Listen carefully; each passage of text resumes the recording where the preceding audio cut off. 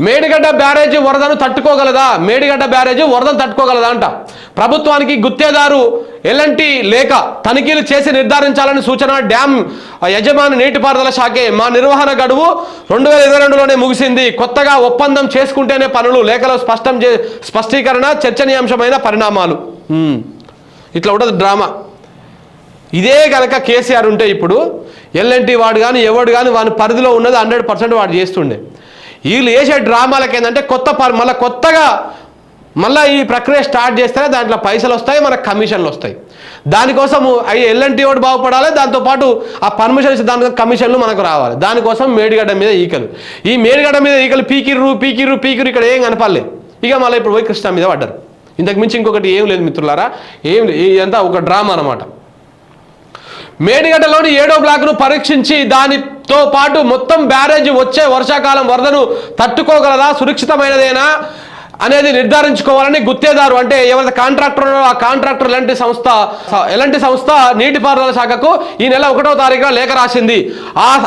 ఆ శాఖ ప్రతిపాదించినట్లుగా copper dam నిర్మాణం బ్యారేజ్కి భద్రత గలదని భావిస్తే తాము అందజేసిన అంచనాలకు ప్రభుత్వము ఆమోదం తెలిపితే కాపర్ డ్యాం నిర్మాణం చేపడతామని పేర్కొంది. దీనిని బట్టి వచ్చే వర్షాకాలం వరదలో బ్యారేజీ మొత్తాన్ని నష్టం జరిగిన బాధ్యత తమది కాదని ఆ సంస్థ చెప్పగానే చెప్పిందని నిపుణులు పేర్కొంటున్నారు. అయిపోయి ఇప్పుడు నువ్వు గట్టిగా ఉంటే అవతల తోక జాడించాడు. ఈ రాష్ట్ర ప్రభుత్వం బ్యారేజీని బొందబెడదామని చూస్తుంది, కాళేశ్వరాన్ని మూసేద్దామని చూస్తోంది. ఇప్పుడు వాడు ఏం చేస్తాడు? కాపర్ డ్యామ్ కట్టినా ఇది కూలిపోయిన నాకు సంబంధం లేదు, అట్లయితే కడతా లేకపోతే కట్టాను అని చెప్పేసి ఎలాంటి వాడు లేఖ రాసిండు. మళ్ళీ ఆ కట్టడానికి కూడా నువ్వు పైసలు ఇవ్వాలి. మళ్ళీ దాంతోపాటు ఈ కాపర్ డ్యామ్ వేసి మళ్ళీ మేము నిర్మించినా దానికి ఏమైనా అయినా కానీ ఫ్యూచర్లో బాధ్యత నీటిపారుదల శాఖదే, అంటే ప్రభుత్వానిదే, మాకు సంబంధం లేదు అంటాడు. సో ఎల్ఎన్టీ వాడు కూడా తోక జాడిస్తున్నాడు. ఎల్ఎన్టీ వాడు కూడా వీళ్ళు చేస్తున్నటువంటి కథలకు ఈ విధంగా జరుగుతూ ఉందన్నమాట. ఇక దీంతో కాళేశ్వరం ఈఎన్సీకి నోటీసులు ఇచ్చినట్ట. మేడిగడ్డ పనులు పెండింగ్లో ఉన్న పూర్తయినట్టు ధృవీకరణ ఎలా ఇచ్చారు, వివరణ కోరిన నీటిపారుదల శాఖ ఈఎన్సీ. ఇట్లా ఈ విధంగా ఈఎన్సీకి అటు తిప్పి ఈఎన్సీ దగ్గర తీసుకుపోతారు. నువ్వు ఎట్లా పర్మిషన్ ఇచ్చినావు, ఎట్లా మూసేసినావు, ఇంకా పెండింగ్ ఉన్నప్పుడు ఎట్లా చేసినావు అని చెప్పేసి. సో ఈ విధంగా లీకేజీకి పాల్పడితే భారీ శిక్ష. ప్రవేశ కొలువుల పోటీ పరీక్షల్లో అవకతవకలు పాల్పడితే వారికి 5 ఏళ్ల వరకు జైలు, ₹1,00,00,000 జరిమానా. లోక్సభలో బిల్లు పాస్ అయిందంట. ఇంకోటి ఏంది, 1000 ఏళ్ళు గుర్తుండిపోయేలా 3వ విడత పాలన. వచ్చే ఎన్నికల్లో భాజపా 370 సీట్లు ఖాయం.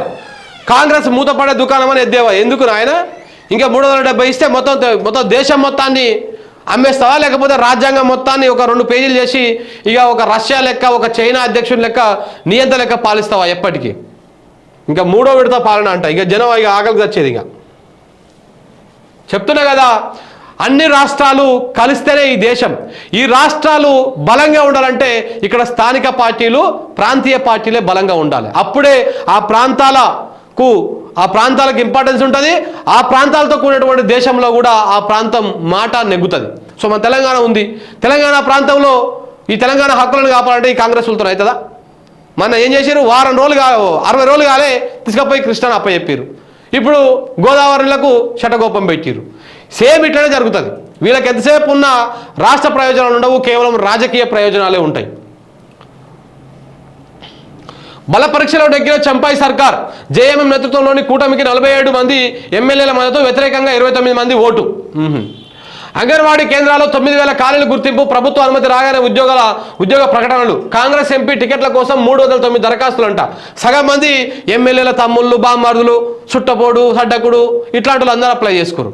మన అలవాడలో కూడా ఇప్పుడు రఘువీరారెడ్డి, మన జానారెడ్డి కొడుకు ఒక ఆయన ఇప్పుడు ఎమ్మెల్యే, ఇంకొక ఆయన ఎంపీకి అప్లై చేసుకున్నాడు. 20 లక్షల ఇందిరమ్మ ఇల్లు. విధి విధానాల రూపకల్పన దిశగా సర్కార్ కసరత్తు. నిధుల సమీకరణ పైన మదనం. ఏది కాదు, జస్ట్ ఇది ఒక టైటిల్ పెట్టి డ్రామా చేయడం కోసం తప్ప ఇవేవి కావు, ముంగలపడవు.